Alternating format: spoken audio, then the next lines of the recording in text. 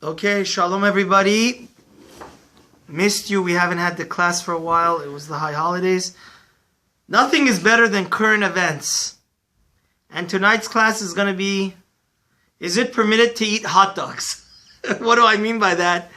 In October 26, 2015, the World Health Organization announced that a group of 22 experts from 10 different countries said if you have processed meats like cold cuts and hot dogs and deli stuff, it could increase. There's limited evidence that the consumption of red meat causes cancer, especially red meat like hot dogs and deli, pastrami and bologna. Now, what does the Torah say about this? What does the Halacha say? What does the Talmud say? Is it okay for us to eat foods that may be damaging to our health? There's 22 different experts from 10 different countries saying that there's a correlation between these meats and cancer. Heaven forbid. Now, obviously, if you eat it in moderation, it's not going to be, God forbid, cause you that danger of cancer, Rahman al-Islam. But this shiur is based on the Beis Havad Halacha Center article by Rabbi Micha Khan. So, there's two different, we want to analyze this idea, right, of eating foods that may cause detrimental problems to our health. The Talmud says a fascinating idea, which main subject of this shiur is going to be about. The Talmud in Yevamot, page 72a, says, did you know the Jews for 40 years did not do Brit Milah? Did you know that? All the Jews that were born in the Sinai desert did not undergo Brit Milah until Joshua milad them, the day they got into Israel. If you read Joshua, you'll see. Now, why is that? Because the Gemara says that there's a wind that comes from the north that is very good for our health. When the Jews were in the Sinai desert, this northerly wind, because it's the middle of nowhere, so it's like this northerly wind didn't blow. And if circumcision is a very dangerous, there's a lot of potential, it could be very dangerous. So since the northerly wind didn't blow, and if your life is in danger, you don't do Brit Milah. That it's not it's a very important mitzvah, but let's say if somebody's, God forbid, two of his brothers had passed away because they had gotten Brit Milah and their wound didn't heal, the third brother would not do Brit Milah. So on the same idea, since it was detrimental and danger to their health, all the Jews that were born for 40 years in the Sinai desert did not do Brit Milah. Because the northerly wind wasn't there to give them that health benefit. And the Talmud continues and says, on a very cloudy day, when the clouds block the northerly wind, even in Talmudic times, you shouldn't do Brit Milah. Did you know that? So let's say a kid, Isaac, or Yaakov is born. And on the 8th day, they come to do the Brit Milah. They say it's so cloudy that there's no wind coming. It's blocking the northerly wind. The Gemara says you shouldn't do Brit Milah. Now, the Talmud writes, but we see everybody does it. Technically speaking, we shouldn't do it, right? The Gemara says that there's a concept called Shomer Petayim Hashem. We read this in Hallel. And what this means is very, very mysterious, and you have to understand. And the idea is that Hashem guards fools. King David he says, God, I'm so unknowledgeable, I'm so fragile. God, watch over me, even though I'm a fool. So the Talmud basically says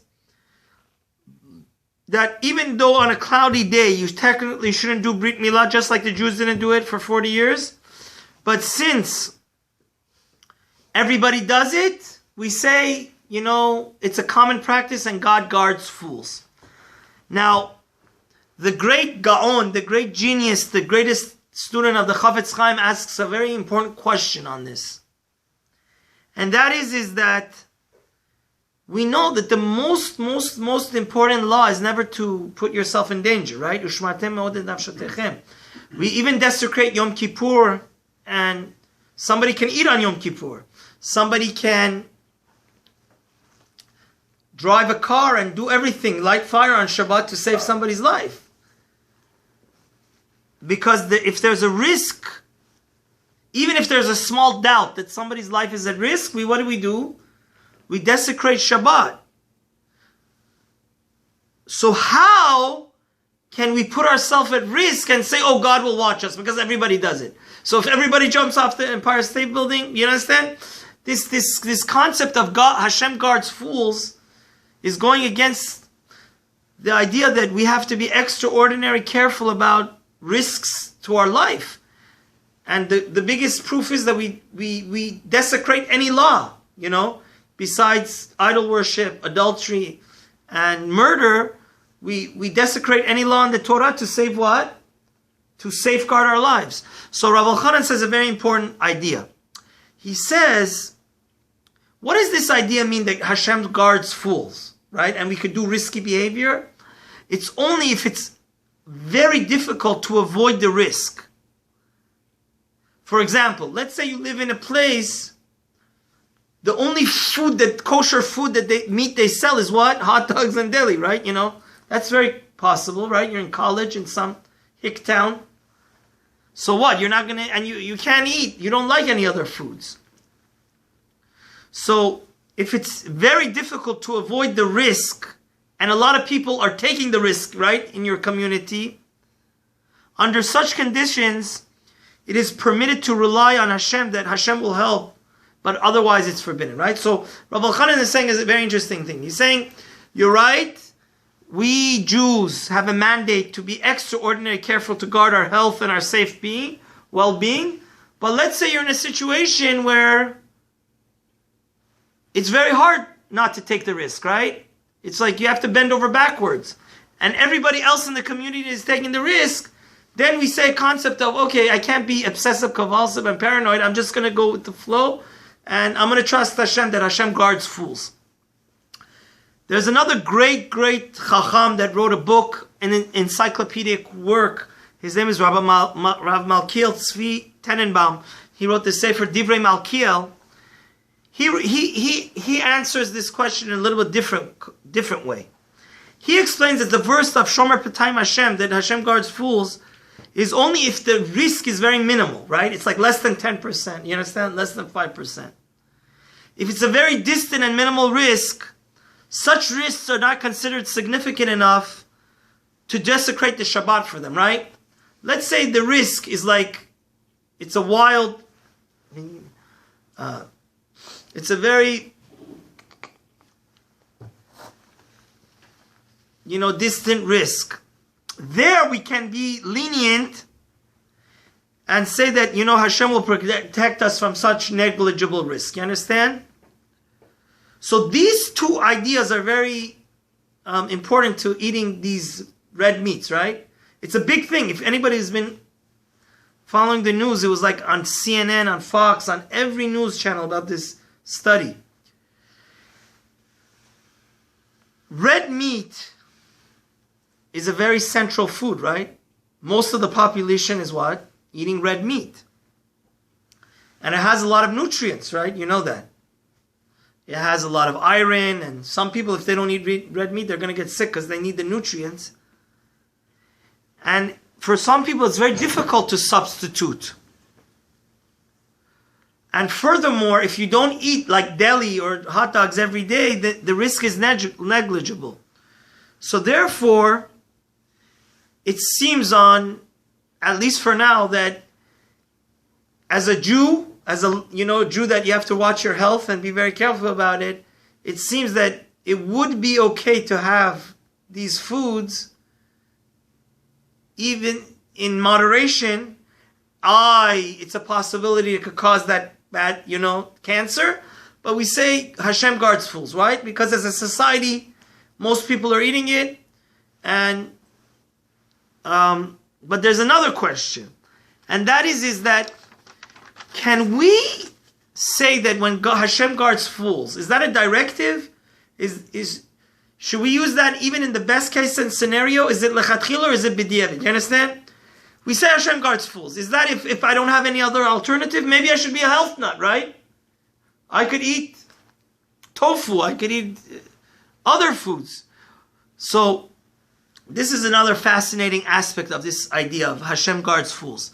Does it mean that, okay, if I have no other alternatives, right, I'll go and I'll say I'll do the risky behavior? Or let's say if I have other alternatives, should I still be reliant on this concept of Hashem guards fools? Now, this pasuk is found in Tehillim 116, chapter 116, pasuk 6. Now, the commentaries, they translate this pasuk in two different ways. The Mesudat David says, "You Hashem guard those who lack the wisdom to guard themselves," which means, you understand, Hashem is so benevolent and wonderful and altruistic and such a merciful God that He doesn't expect us. You know, some people, they're not so wise. They have to work, and they're not so educated. So according to this approach, it doesn't seem to be a virtue. You understand? Some people that are so unsophisticated that, they don't know the latest medical news, and they're following following the flow, whatever else is doing. Hashem takes care of them, right? They can trust that Hashem, they don't have to be worried every second and get every update on Twitter from John Hopkins and the World Health, But then the Ibn Ezra has a different understanding. He says that the reason why Hashem, do not seek intricate schemes to save myself is because I made myself like an unwise and relied on you. So the Ibn Ezra understands this idea that Hashem guards fools. He says, Hashem, I'm like a baby. I'm like not sophisticated. I don't need to be worried because I know that ultimately you're in charge of everything. So according to this interpretation of the pasuk, it seems to be that Hashem guards fools is a virtue. It's like saying, I'm not going to be obsessive, compulsive, and paranoid about everything. I'm just going to do what normal people do. And I know that, Hashem is going to guard me from the dangers, right? Because everything in life has a danger. Now, how do we understand the sources of Hashem guards? Again, so the question we want to understand is it a recommended behavior or a justification? So the Ritva has a very interesting answer that is like this. We said that the Talmud considers doing a Brit Milah on a cloudy day very dangerous, right? Dangerous. Because there's no northerly wind, like in the Sinai desert. But the question here is let's say you and me, and if anybody knows about this, it's an inside joke. If you're Kashi, for example, you're extraordinarily careful, right? Let's say you don't want to rely on this concept of Hashem guards fools, right? Would you be a good Jew or a bad Jew if you kick off your son's Brit Milah for a day that's not cloudy? You understand? It's a fascinating question. So here we are. Your son is born. It's a very cloudy day. You say, I want to be, I haven't had a son. Like some people we know this. I've had 8 daughters. This is my one and only son. I don't want to even take a 5% or 2% risk. I want to put off the Brit Milah until we get to a day there's the northerly wind. Are you allowed to do that or not? So the Ritva says a fascinating thing.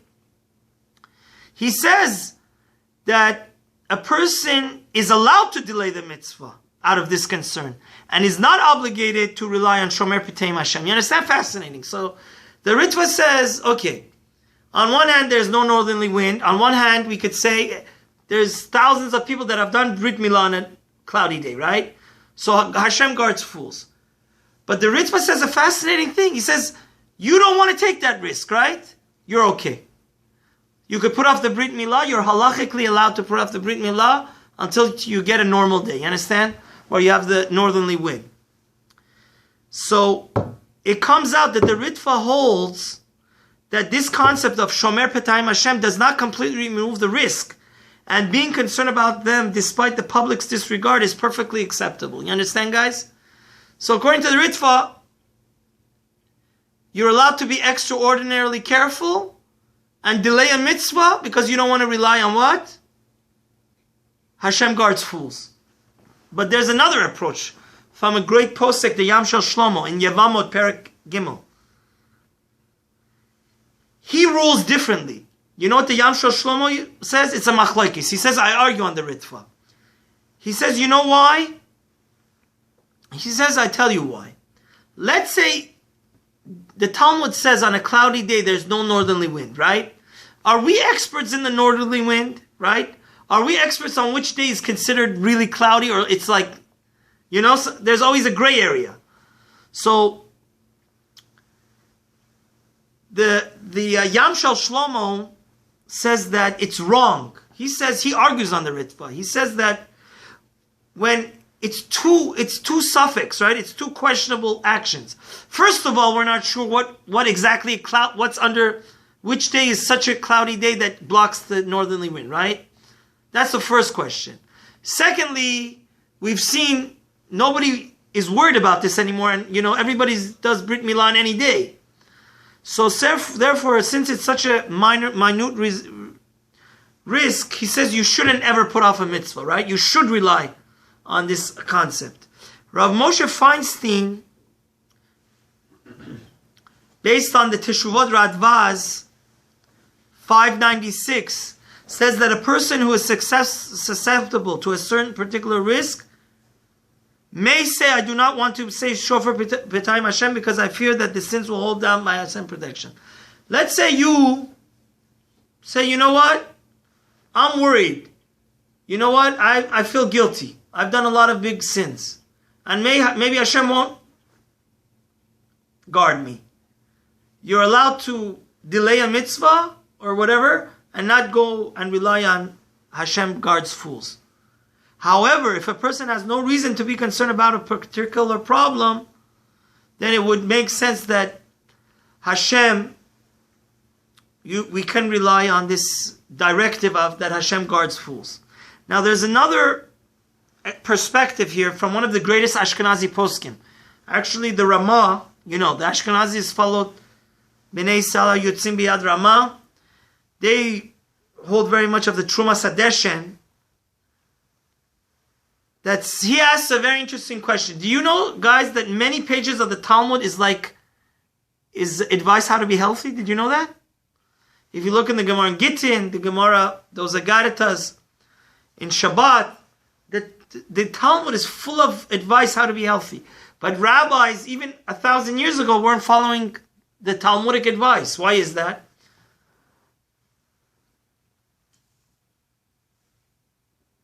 So, the Trumas Hadeshen says a fascinating thing. He says, you know why regular people don't follow the Talmudic advice? Because he said a lot of people don't learn Talmud, especially thousands of years ago. A lot of Jews weren't so learned. But he says if you're a rabbi and you're an expert in Talmud, you're not allowed to say Hashem guards fools. You should follow the advice of the Talmud, and, you know, if the Talmud says this is healthy, this is dangerous to your health. So it comes out a fascinating thing. According to the Trumat Hadeshen, this that we say God guards fools is for unsophisticated people, right?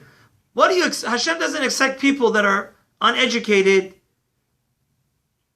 to not take risks but if you are knowledgeable, right? Let's say you're a doctor, or nowadays where we have Google and the news is full of knowledge, it would seem that the Trumas Hadeshen, if she says, you should be careful, right? Knowledge is power. If you have the knowledge, then you have to be careful. And that's why he says that the rabbis that learn Talmud should follow all the Talmudic advice for how to be healthy. So it seems that the Trumas Hadeshin is following the idea of Hashem guarding fools is more of a justification, right? It's not a directive, right? Which means, like the Ritva, if you want to be strict, you don't rely on this idea of Hashem guards fools. So let's get to the final conclusion. According to the sources we have provided, there are many halachic justifications for having deli and hot dogs and red meat. For sure, if you have it every day, you're doing a big sin. Because I'll tell you an amazing story. I heard from Rabbi Zagari. One of the greatest Rosh Yeshivas in Europe, his name was Rav Baruch Ber. He was one of the biggest students of Rav Chaim Brisk. One of the greatest. So, he got like a very bad sickness. He had like the flu, so he's out of the yeshiva for like 2 weeks. Then, all his students came to his house. They saw he was good. But yet another week, he didn't come to yeshiva. So his students said, Rabbi, Rebbe, Rosh Yeshiva, we know you love teaching your Gemara class so much. Why? You got better already. You kept a what? Why did you stay home for an extra week? He said, because the Torah says, be very, very careful in watching your health. So therefore, 2 weeks I couldn't. But I wanted to be very, very careful. And I spent an extra week. So definitely, assuming that this evidence from the doctors and the World Health Organization, there's concrete evidence that there is a relationship to cancer, heaven forbid, you would be allowed to have these red meats that are processed in moderation, but there is a train of thought that you wouldn't be ludicrous, you wouldn't be crazy to say that, hey, I want to be extraordinarily careful, I don't even want to go with Hashem guards fools, So therefore, I'm going to be totally not eat any more red meat and that has processed, like deli. And so basically, we hope that everybody stays healthy, wealthy, and wise. And definitely, according to all opinions, if there is evidence, concrete evidence, that too much of it is bad, you shouldn't have it. In moderation, you could say that Hashem guards fools. But there's also another opinion that for sophisticated people that know better, we don't eat it at all. Shalom. And please don't forget to subscribe to our channel.